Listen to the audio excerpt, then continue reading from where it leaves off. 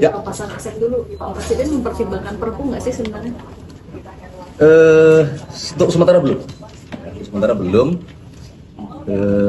Pertama yang ingin kami sampaikan adalah bahwa beliau sangat concern terhadap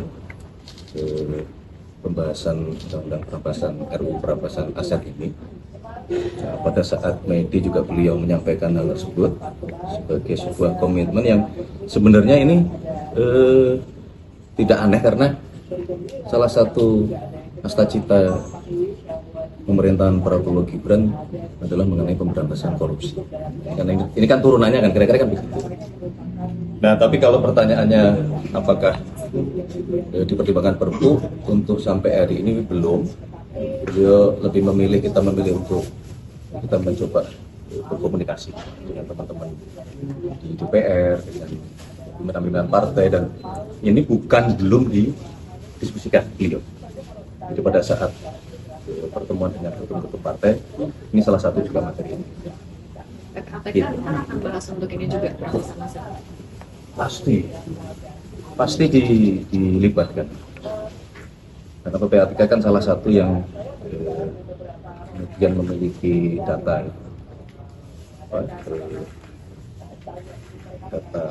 arus transfer keluar masuk, kemudian punya teknologi untuk bisa melakukan analisa sesuatu ini terdeteksi adanya pelanggaran atau Mas, pasti dilibatkan. Mas, soal ini Mas, Bang Hasan Nasbi yang kembali menjadi kepala PCO, kan beliau itu kan melemparnya kan ke Mensesnek. Nah sebenarnya proses suratnya gimana sih Mas? Saya kira juga begitu tadi, karena mungkin sudah tidak terlalu relevan pertanyaan. Nah, tapi begini, secara prosedur kan beliau mengirimkan surat betul, kemudian Bapak Presiden mempelajari sebagaimana yang waktu itu kami sampaikan, tapi kemudian Bapak Presiden memberikan keputusan dan mempertimbangkan untuk kemudian meminta beliau tetap lanjut menjalankan tugasnya sebagai kepala kantor komunikasi kepresidenan. Tadi Alasannya apa? Alasan Pak Presiden minta dilanjut? Rahasia tuh. Pertimbangannya kalau gitu apa? Pertimbangannya ya pasti beliau punya pertimbangan ya sejak awal beliau menjabat menjadi presiden kan Pak Hasan Nasbi sudah menjabat sebagai kepala kantor komunikasi presiden kan.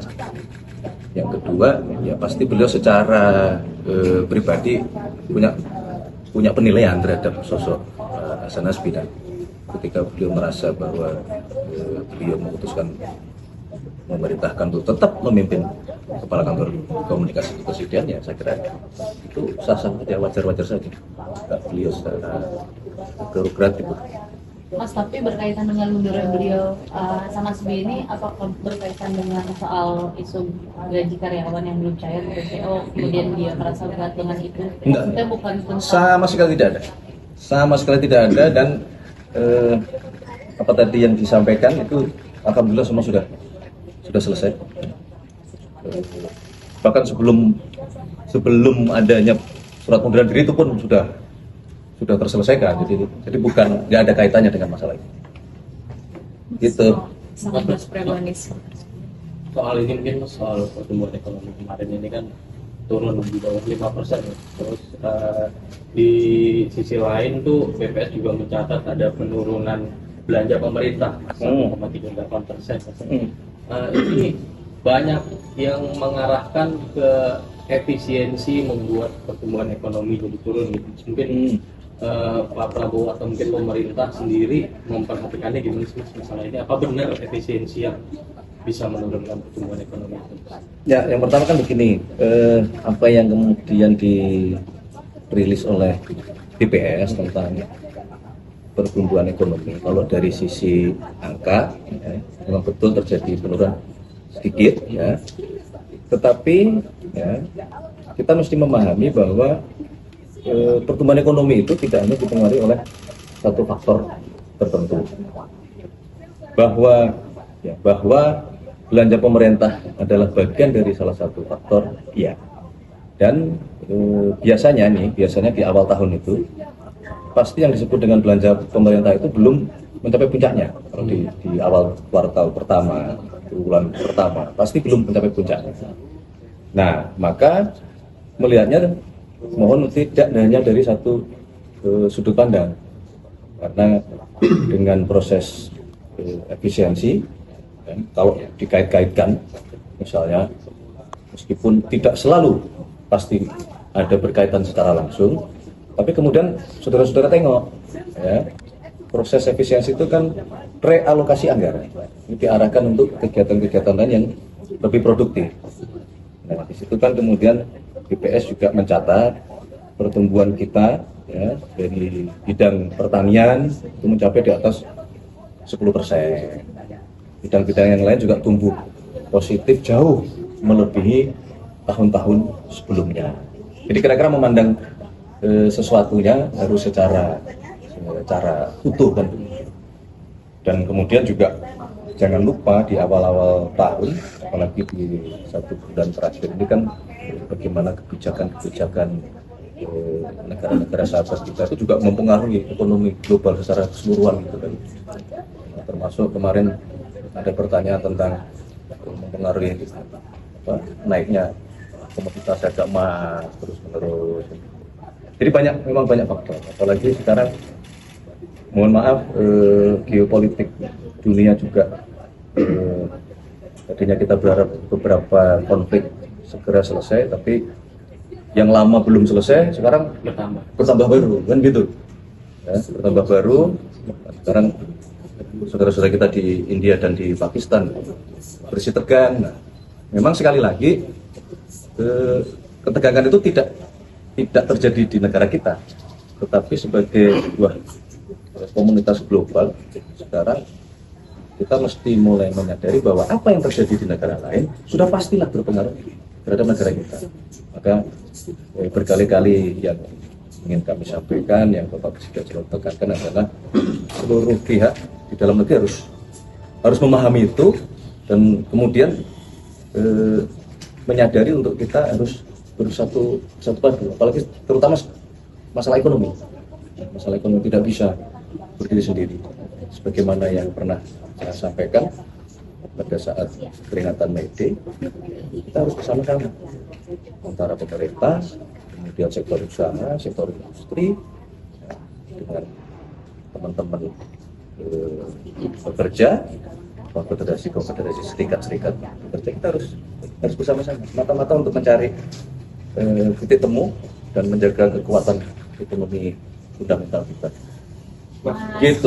Mas Pres, ini yang lagi hangat nih, Mas dong. Ya, terkait keterpilihan paus ini Mas kemarin Pak Prabowo. Pertama begini, nanti tentu beliau akan memberikan keterangan secara langsung, tetapi kalau boleh saya mewakili Presiden, mewakili pemerintah, tentunya kita mengucapkan selamat atas terpilihnya Paus Leo ke-14 untuk menggantikan Paus Fransiskus yang wafat beberapa waktu yang lalu. Salah satu yang menurut saya menjadi penting terhadap terpilihnya Paus Leo adalah pesan beliau, yaitu tentang perdamaian dan keadilan sosial. Nah, kita sebagai orang Indonesia mesti tidak boleh tidak hafal, tidak boleh tidak menghayati sila kedua dari Pancasila. Satgas Premanisme meyakini nggak sih kalau itu akan bisa memberantas ormas dan ganggu investasi? Satgas Premanisme itu meyakini kan itu akan efektif sampai terjadi? Untuk sementara kan belum ya. Jadi kan belum kita putuskan apakah penyelesaian itu akan berbentuknya satgas. Tapi bahwa terus terang kita juga merasakan keresahan karena seharusnya tidak boleh aksi-aksi premanisme yang apalagi dibungkus dengan organisasi-organisasi tertentu, mengatasnamakan organisasi-organisasi masyarakat, tetapi justru tidak menciptakan iklim berusaha yang kondusif. Jadi Pak Presiden, pemerintah betul-betul resah, dan beberapa hari yang lalu beliau berkoordinasi dengan Jaksa Agung, berkoordinasi dengan Pak Kapolri untuk mencari jalan keluar terhadap terutama pembinaan terhadap teman-teman ormas supaya tidak mengganggu iklim usaha dan mengganggu keamanan ketertiban masyarakat. Jadi arahnya tuh bukan sanksi ya Mas, lebih ke pembinaan ya Mas. Kalau memang ditemukan tindak-tindak pidana ya sanksi, kan begitu. Apalagi kalau sampai tingkat tindak pidananya yang dianggap itu sudah tidak bisa ditoleransi, dia tidak menutup kemungkinan juga, kan harus kita evaluasi kan. Kapan tapi akan dibentuk? Terus ini terus. Jadi tanpa dibentuk pun kan tidak segala sesuatu harus diselesaikan misalnya dengan harus menunggu terbentuknya tim, atau kan tidak. Karena fungsi-fungsi itu kan sebenarnya sudah bisa berjalan normal ya, melalui teman-teman kepolisian bisa, melalui pembinaan di Kemendagri juga bisa, kalau itu berada di daerah-daerah, di kabupaten atau di provinsi. Kemudian kalau misalnya itu sudah mulai masuk ke tindak kriminal, ya, bisa teman-teman polisi sudah masuk menangani di situ. Jadi ya sudah berjalan, tidak perlu menunggu adanya satgas atau tim khusus. Bahkan kemarin setelah terakhir Pak Prabowo mengutus Pak Jokowi ke Vatikan itu kan juga belum sempat bertemu ya Mas. Ya. Kan terakhir ketemu itu kalau nggak salah Desember 2024. Itu kira-kira kapan ya Mas akan melakukan pertemuan, atau mungkin Pak Prabowo dan Pak Jokowi ini tidak bertemu lagi untuk mencegah isu-isu Pak Prabowo dikendalikan Pak Jokowi itu? Gak ada begitu-begitu, ini kan hanya analisa Anda ini. Kalau masalah ketemu kedua tokoh bangsa, ya, Pak Presiden ke-7 dan Pak Presiden Prabowo, ini hanya masalah waktu. Di tengah kesibukan beliau berdua, ini kalau hanya cocokan waktunya yang belum ketemu. Kedua juga, saya rasa Pak Presiden Jokowi juga pada posisi kan kalaupun ingin bertemu dengan Pak Prabowo ini kan ya pasti satu konteksnya pasti dalam kerangka silaturahim kan. Kalau untuk pemerintahan beliau sudah menyampaikan bahwa sekarang tidak ada itu matahari kembar, tidak ada itu istilah-istilahnya yang boleh dianggap beliau mempengaruhi Bapak Presiden Prabowo itu, kan tidak ada. Jadi sepenuhnya beliau menyerahkan kepemimpinan ini kepada Pak Presiden Prabowo. Jadi jangan ini kemana-mana, ditafsirkan kemana-mana meskipun belum ketemu. Ada usulan dari mantan Menko Polhukam Profesor Mahfud itu bilang bahwa sebetulnya perlu adanya undang-undang khusus terkait lembaga kepresidenan. Beliau bilang itu instrumen yang efektif untuk mencegah penyalahgunaan kekuasaan negara presiden gitu. Dan juga lembaga kepresidenan ini kan salah satu institusi negara yang untuk diatur atau diawasi gitu. Maksudnya itu, Yang mana nih yang spesifik beliau minta diatur lagi ini? di ini Mas. Beliau Nanti kita ngomongnya coba pelajari ya. lembaga kepresidenan Perbaiki yang atau diatur. secara khusus melalui undang-undang Lembaga kepresidenan yang diatur, yang belum diatur yang belum diatur. melalui undang-undang. Itu kalau tanggapan dari Mas Pras, sebetulnya lembaga kepresidenan ini perlu nggak Mas diatur secara khusus melalui undang-undang? Justru di situ makanya saya kan bertanya nih, karena secara langsung atau secara formalnya kan belum ada usulan, dokumen usulan yang atau poin-poin usulan yang masuk. Kira-kira mana yang menurut beliau untuk diatur, ya, yang itu belum sempat kita atur kan gitu. Ya, tapi intinya kalau kami ini terbuka kalau ada masukan, ada pendapat, apalagi dari Profesor Mahfud, pasti kami perhatikan. Sebetulnya kan draftnya sudah diajukan dari DPR sejak lama, tahun 98 atau 2001 gitu, tapi belum sampai sekarang belum disahkan gitu. Itu Nanti coba kami cek ya, kami koordinasikan dengan teman-teman di DPR juga. Pak Prabowo yang RPS dan taksi korporasi di BUMN untuk di stop dulu, Pres. Itu Yang mana itu? instruksinya dari Pak Prabowo. Ada surat dari Danantara Mas itu minta RUPS BUMN ditunda, terus aksi korporasi juga ditunda dulu sebelum dapat kajian resmi dari Danantara gitu. Ini apakah memang dari Pak Prabowo langsung gitu arahannya? Ya gini, itu kan sebetulnya begini, substansinya itu adalah saat ini kan sedang proses pembenahan seluruh BUMN kita di bawah koordinasi pembinaan Danantara kan begitu. Jadi kalau ada di dalam prosesnya itu sesuatu yang misalnya hal-hal rutinitas di BUMN yang sekiranya bisa ditunda karena proses paralel pembenahan ini, ya itu wajar-wajar saja kan gitu.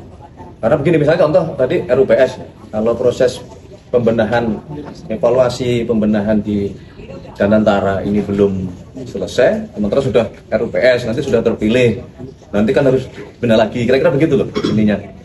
Mas, dan juga semangatnya tuh seperti itu semangatnya. Dan juga tentang ini Mas, kan beberapa acara Asia Tenggara juga mulai dikelola oleh Danantara yang salah satu Iya. GBK. Iya. Kalau misalnya hotel Sultan termasuk nggak sih Mas? Dan juga kan terkait dengan senjata di hotel Sultan itu sekarang sudah sampai mana ya? Ya, pertama yang ingin kami sampaikan adalah tidak hanya GBK. Ya, jadi petunjuk Bapak Presiden adalah kita sebagai bangsa, pemerintah punya kewajiban kita semua untuk mengidentifikasi semua aset bangsa kita yang kita miliki kan. Nah, berkenaan dengan GBK yang di dalamnya ada Hotel Sultan, ya tentu menjadi bagian. Di seluruh kawasan GBK itu akan sedang proses, akan diserahkan juga pengelolaannya ke Danantara. Bahwa mekanismenya mungkin berbeda ya, karena kalau kawasan GBK kan PLU, kalau ini kan pasti berbeda dengan BUMN. Jadi proses pengalihan ya, pengelolaannya tentu berbeda secara teknis maupun secara administratif. Termasuk TNI juga yang spesifik. Ada rencana, tapi memang sekali lagi belum, ini baru GBK, kemudian Kemayoran, karena itu kan aset-aset yang ada di bawah Kementerian Sekretariat Negara. Alasannya sebenarnya apa sih Mas, kenapa harus di Danantara gitu kan? Selama ini dipegang Setnek juga sebenarnya berjalan lancar aja gitu ya? Ya tentu gini, kalau berjalan lancarnya iya, tapi setelah satu coba kita pelajari, ya, di situ kami merasa ada sesuatu yang perlu kita benahi di situ. Misalnya dari sisi bentuk-bentuk kerjasama yang menurut kami dari hasil analisa kita menggunakan tim audit internal BPKP bahwa hasilnya belum optimal kan. Jadi kita berharap kalau kemudian ini kita semua cara berpikirnya sama dengan BUMN, kita serahkan ke Danantara, kita berharap bisa dikelola oleh teman-teman di Danantara yang jauh lebih profesional sehingga memberikan keuntungan yang jauh lebih besar kepada bangsa dan negara kita. Dan Mas, kemarin Bu Megawati sebut Pak Prabowo kangen nasi gorengnya Bu Mega Mas. Kapan Mas mau soal lagi? Betul. Kapan Mas? Kan kangennya sudah 2,5 tahun, tapi kemarin kan sudah, alhamdulillah sudah ketemu beliau berdua. Perkembangan sekretariat lahan yang ada di Hotel Sultan penjelasannya sudah sejauh mana, apalagi kan ini pengen dikelola sama Danantara juga ke depan. Tunggu waktu itu akan kembali ke pengelolaan ke negara. Kemarin Presiden Prabowo Tolong MBK MBK ini 82,9 juta orang itu dikejar sampai November gitu. Kalau Ya. dari pemerintah sendiri udah ada dorongan ke DPR untuk penambahan anggarannya itu Mas. Oh sudah aman. Sudah aman, berarti bisa berjalan November. Insya Allah. Tadi pagi kami juga baru selesai rapat di Kemenko Pangan membahas mengenai makan bergizi gratis. Ada beberapa hal. Yang pertama tentu kita mengevaluasi pelaksanaan selama 5 bulan. Ada catatan-catatan kecil, kejadian-kejadian yang pertama tentu mewakili pemerintah kami memohon maaf yang sebesar-besarnya. Dan kemudian menjadikan kejadian-kejadian tersebut sebagai catatan perbaikan ke depan. Kita berkomitmen tadi untuk tidak boleh lagi ada kejadian yang terulang. Maka semua kita evaluasi, semua kita perbaiki, mana yang harus kita berikan atensi lebih. Tadi kita rapat bersama-sama. Yang kedua, rapat tadi pagi juga membicarakan mengenai